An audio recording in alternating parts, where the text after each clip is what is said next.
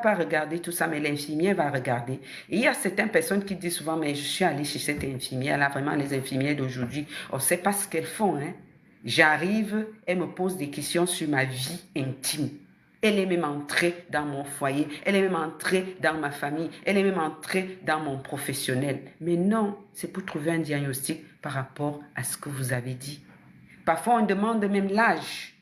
Parce que moi, qui dépasse déjà 50 ans, qui va encore ajouter un peu sur mes 50 ans, j'ai par exemple les problèmes de ménopause. Et ces certaines femmes, ma chance, ont des bouffées de chaleur. Il y a d'autres qui deviennent même folles avec la ménopause. On peut dire qu'elle devient folle alors qu'elle est sous l'effet des hormones qui s'en vont et des hormones qui arrivent et des hormones qui baissent. Et peut-être d'autres qui n'acceptent pas qu'elle est en train de vieillir. Elle n'arrive pas à faire le deuil de ses règles parce qu'elle veut rester belle femme.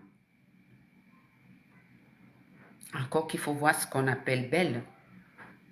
Donc, quand l'infirmière consulte quelqu'un, lui, il prend un être biopsychosocial. Le médecin, lui, il voit la tête, le tronc et les membres. Et dans chaque partie, il y a les appareils et les organes.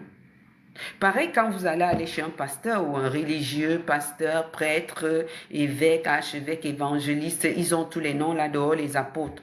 Pour eux, l'homme est esprit, corps et âme. Donc, il va dire que c'est un démon. Quand vous avez mal à la tête, lui, il va voir seulement les esprits et il va commencer sa prière. Parce que c'est son éthique et sa déontologie et il est dans son couloir.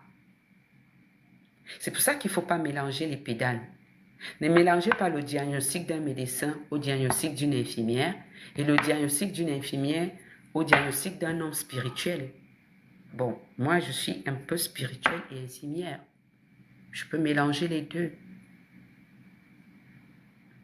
Oui. Donc, il faut faire très attention. Il faut se cultiver. Mon gâteau, il sent bon. Hein? Aïe, aïe, aïe. Il sent bon. Il est en train de gonfler. On voit un peu notre gâteau où il en est. Je vous montre un peu notre gâteau où il en est. Regardez ce qu'il est en train de faire, le gâteau. Il ne faut pas qu'il crame. Hein? Vous voyez? Il est en train de monter là, notre cake.